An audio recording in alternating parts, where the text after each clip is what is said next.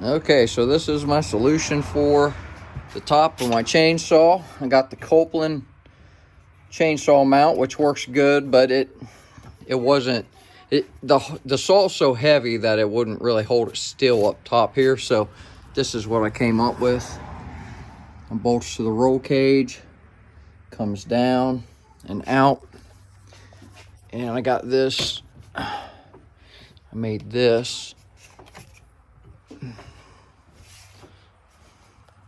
Mounts up here on the top. It's got some foam up there, and it just shuts down that.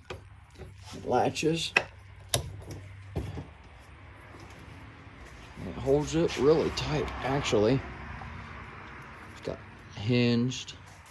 So yeah, that's what I came up with to hold it. It's pretty solid.